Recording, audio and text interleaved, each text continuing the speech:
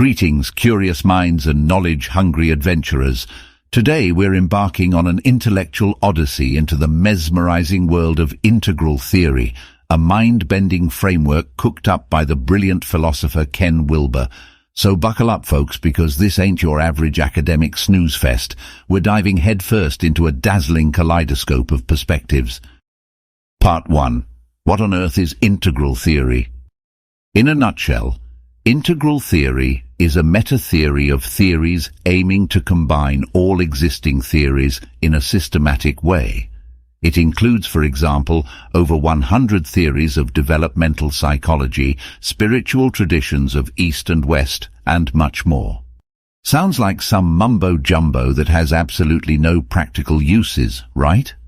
Actually, integral theory can be applied, in fact, to every phenomena in the universe on the quest for understanding and navigating the complexities of human existence, personal growth, and societal development.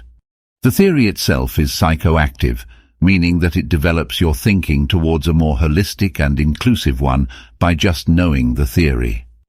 At the core of integral theory lies a couple of fundamental concepts that we are focusing on today. There are many more aspects of integral theory, but they are topics for future videos.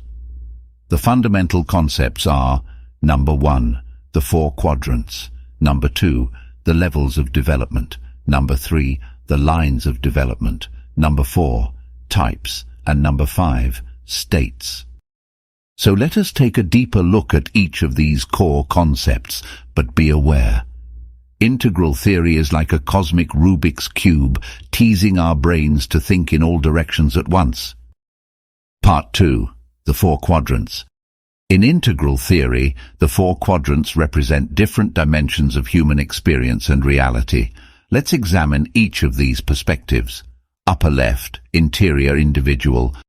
The upper left quadrant deals with the subjective and internal aspects of an individual's experience. It includes thoughts, emotions, beliefs, values, intentions, and consciousness. This quadrant focuses on the I, or subjective self, and explores the inner world of an individual's mind and psyche. Upper right, exterior individual. The upper right quadrant involves the objective and external aspects of an individual's experience. It includes the physical body, observable behaviors, actions, and measurable characteristics. This quadrant deals with the it, or objective self, and examines the outward manifestations and behaviors of an individual. Lower left, interior collective. The lower left quadrant concerns the shared and collective aspects of human experience. It includes cultural values, beliefs, worldviews, shared meanings, and group consciousness. This quadrant focuses on the we, or subjective collective, and explores the internal dynamics of groups and societies. Lower right, exterior collective. The lower right quadrant deals with the objective and external aspects of collective life. It includes social systems, institutions, organizations, and observable behaviors of groups and societies. This quadrant focuses on the its, or objective collective, and examines the structures and interactions within social systems. Sounds obvious, but often people limit their view to one or two of these quadrants. Let's examine the topic of genders using the quadrants, for instance. There are numerous researchers claiming that there are only two genders because there are only X and Y chromosomes, an upper right quadrant view. This view completely denies the other quadrants.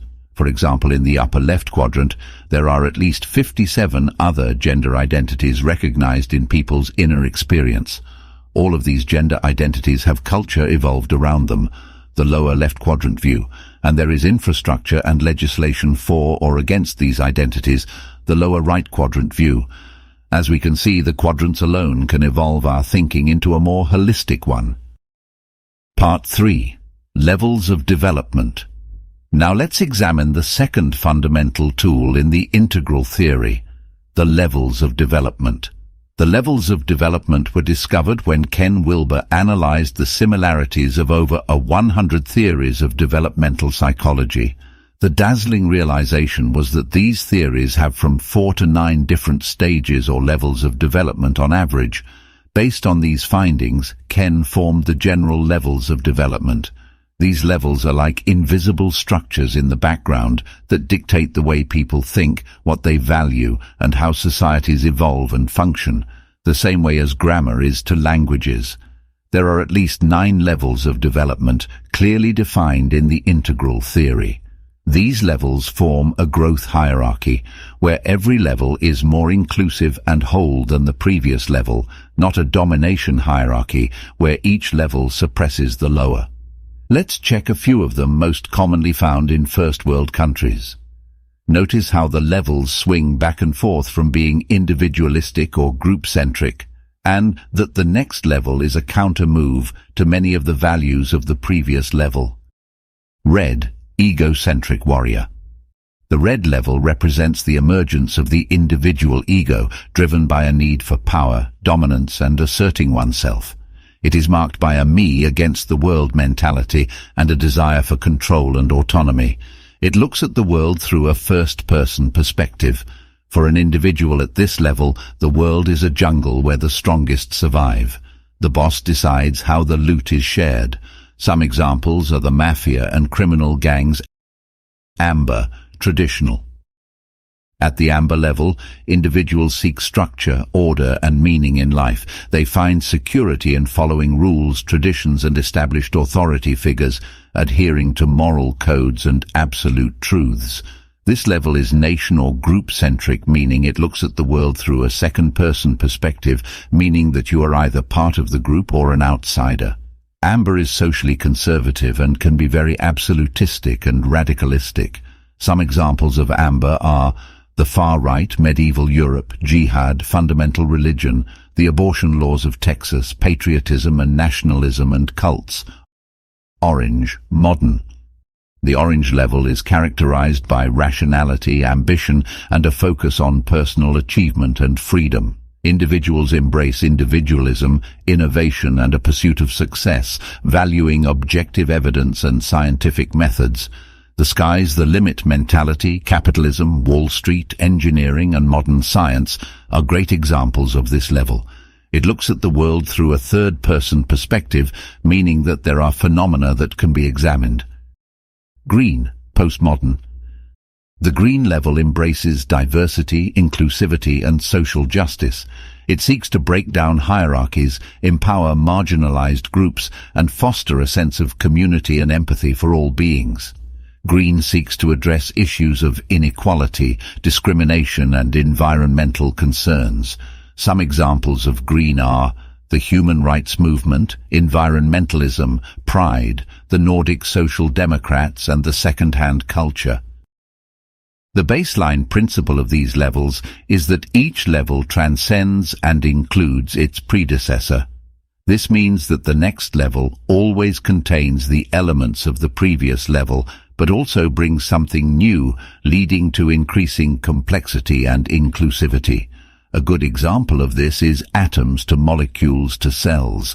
Each transcends and includes the former. One also cannot skip levels. For example, molecules cannot exist without atoms, the same way one cannot be at postmodern level without first being at traditional and modern levels. I will make deep dive videos on these levels and how to use them in the future.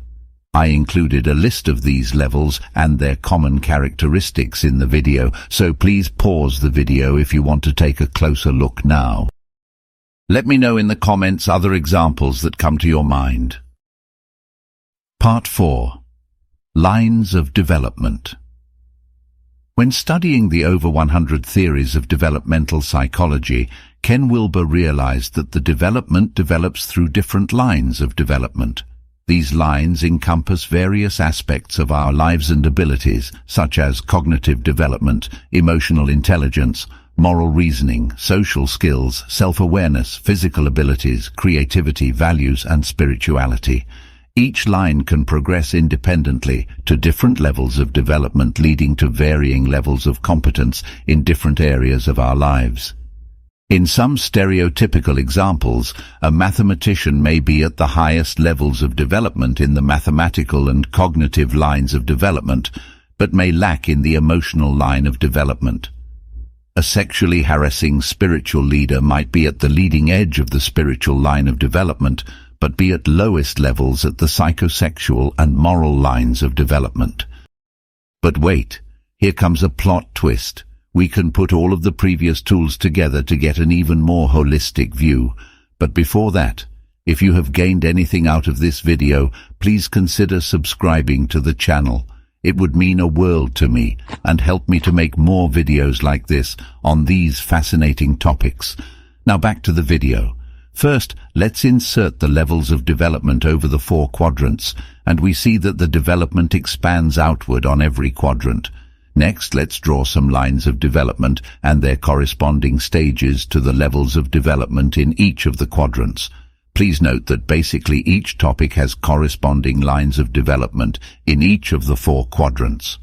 For example, morals can be an inner experience of moral choices in the upper left quadrant, moral behavior in the upper right, moral codes and laws in the lower right, and moral culture in the lower left. Part 5. Types. So far, the theory has focused on vertical development, but what about horizontal development and those aspects that are not evolving so much? Let's introduce types. Types are a broad selection of different factors that can appear anywhere on the map, such as personality types. For example, we can examine how a person with a certain personality type behaves in the moral line of development in the red level of development, and how this behavior varies when the same person reaches green level of development.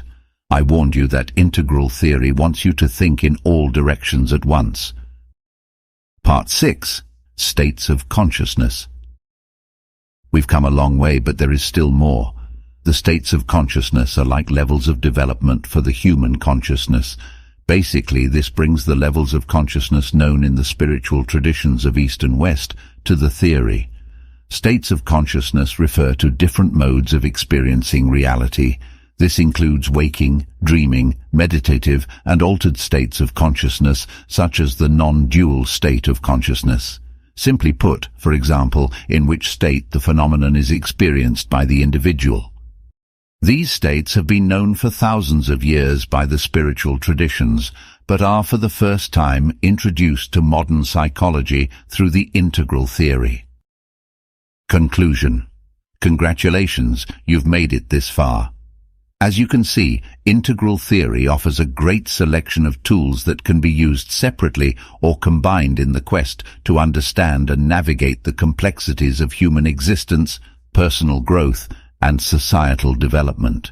It can help us to solve complex issues, to evaluate decisions, and simply to understand ourselves better. I will make future videos on how to use these tools. In the meanwhile, please check out my other videos. Thanks for watching. I hope you have gained some new perspectives that enhance your life and the others.